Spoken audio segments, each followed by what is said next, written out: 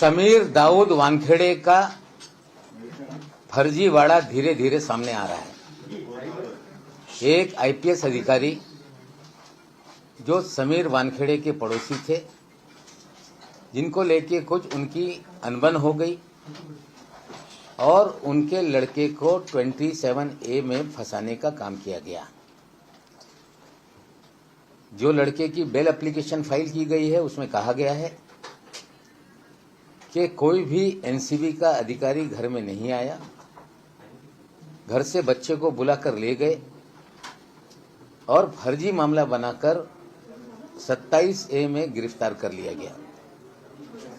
जिस लड़के को फंसाया गया उसके पिताजी भी आईपीएस अधिकारी हैं। पड़ोसी से अनबन हो तो जेल में डालने का खेल जो इनका है, जो फर्जीवाड़ा है, ये खुलने लगा। और एक अधिक जानकारी दे रहा हूं कि जिस लड़की को इन्होंने डिवोर्स दिया था, वानखेड़े को डर लग रहा था कि लड़की हमारे खिलाफ कभी भी खड़ी होगी।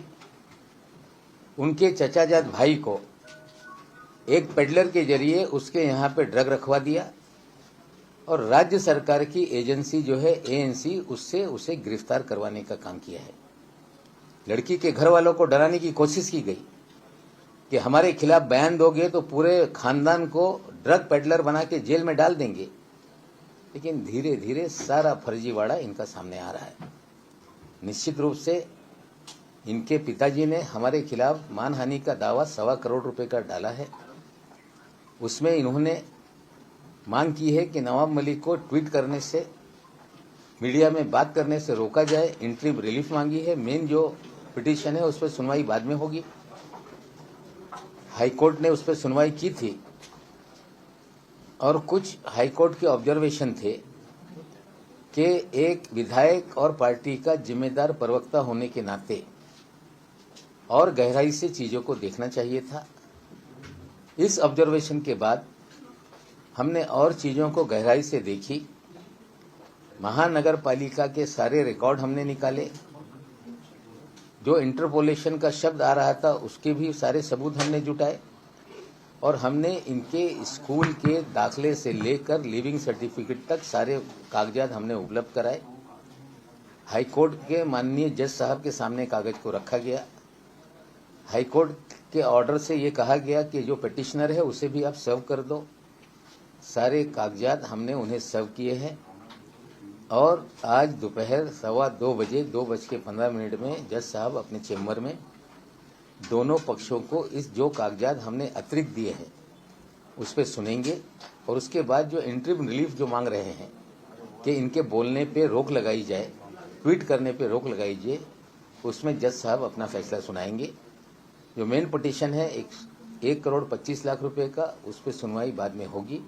लेकिन सारे तथ्य हमें जो उपलब्ध हुए थे हमने कोर्ट के सामने रखा है।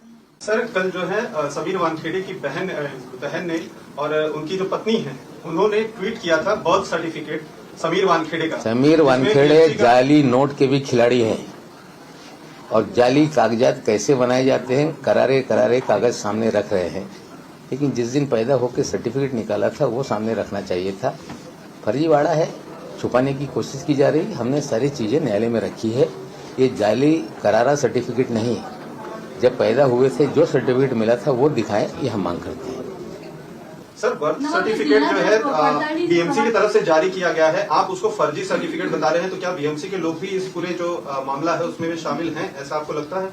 आज नहीं, इसका पंचनामा बाद में करेंगे। फर्जीवाड़ा है, कोर्ट के सामने कागजात रखा है। निश्चित रूप से कोर्ट के सामने जो इंटरव्यू रिलीफ है हमारे बोलने पर रोक लगाने के लिए, लेकिन जो फर्जीवाड़ा है ये जो हमारी वैलिडिटी कमेटी है उसके सामने कंप्लेंट हुई है। सारे दस्तावेज रखेंगे। इन्होंने फर्जी सर्टिफिकेट बनाया, निश्चित रूप से सुनाई होगी, उन्हें भी बुलाया जाएगा और फर्जीवाड़ा ये साबित होगा, नौकरी जाएगी। सर, एक चीज आपने कही कि ये जो डॉक्यूमेंट इन्होंने दिए हैं, ये आपके पास जो दस्तावेज है वो पहले जो स्कैन किए गए थे बीएमसी के पास, उनमें से जो है देखिए, जब बच्चा पैदा होता है अस्पताल से रिपोर्ट भेजी जाती है कि इस अस्पताल में ये बच्चे का जन्म हुआ, इसकी माँ ये है, इसका बाप ये है। उसका रजिस्टर महानगर पालिका में भेजा जाता है, उसकी एंट्री होती है। फिर बच्चे के परिवार के लोग सर्टिफिकेट के लिए जाते हैं, जब सर्टिफिकेट बनता है उसका भी रजिस्टर बनता है, और वो सर्टिफिकेट जो दिसंबर 79 में इशू हुआ था, वो सारे दस्तावेज उस समय हैंड रिटन सारे कागजात रहते थे। महानगर पालिका ने सारे दस्तावेज को स्कैन करके रिकॉर्ड में रखा है, और उसके बाद महानगर पालिका ने ऑनलाइन बर्थ सर्टिफिकेट का सिस्टम तैयार किया। नए सिस्टम में धर्म का कॉलम खत्म हो गया है, लेकिन रजिस्टर में धर्म लिखा जाता है, और पुराने जो सर्टिफिकेट इशू होते थे वो हैंड रिटन एक लाइट ग्रीन कलर सी ग्रीन कागज पे इशू होता था। सभी लोगों को वो इशू हुआ है उस समय जब तक कंप्यूटराइज सिस्टम नहीं था। वो सारे दस्तावेज महानगर पालिका के जो भी स्कैन आर्काइव है उसमें सेव है। हमने सारे कागजात वहाँ से निकाले, कब टेम्पर किया गया, कैसे बदला गया, आज मैं उस पर बात नहीं करूँगा, कोर्ट में मामला है, लेकिन सारे दस्तावेज हमने महानगर पालिका से सर्टिफाइड कॉपी निकाली, स्कूल से सर्टिफाइड कॉपी निकाली, और वो पुलिस कमिश्नर, डीजीपी और हमारे जो वकील हैं उनके जरिए न्यायालय में एफिडेविट द्वारा हमने रखा है।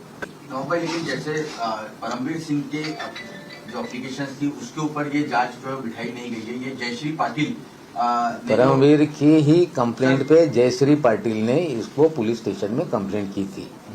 जो सारी गैंग है, जो जयश्री पाटिल हो और उनके और कोई साथी हो, देवेंद्र फडणवीस हो, ये बहुत सारे मामले में ये गैंग अलग अलग मामलों में सामने है।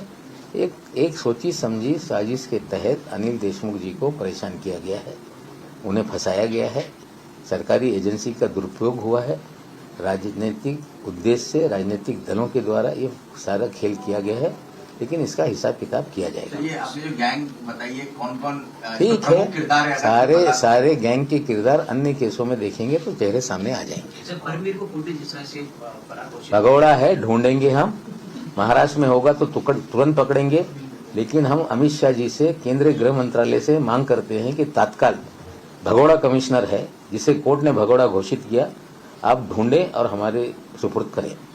सर, आपने एक अभी आरोप लगाया समीर वानखेड़े की जो पहली पत्नी थी, उनके भाई को ड्रग्स प्लांट करके फंसाने की धमकी दी गई। जब भी आपने ये धमकी नहीं दिया गया, उन्हें फ्रेम किया गया है, आज नहीं कल वो सारा फर्जीवाड़ा भी सामने आएगा। एक अलग सवाल है, जिस तरह से सलमान खान को लेकर राज्य सरकार ने हेल्थ डिपार्टमेंट ने फैसला लिया है मुस्लिम समुदाय में जागरूकता के लिए, इसे चुनाव से जुड़ा जा रहा है, पूछा जा रहा है सलमान खान ही क्यों हो सकते, दूसरे एक्टर्स भी हो सकते हैं, और आ जाएं, सभी एक्टर वीडियो बना के करें, उनका भी इस्तेमाल करने के लिए सरकार तैयार है। Thank you.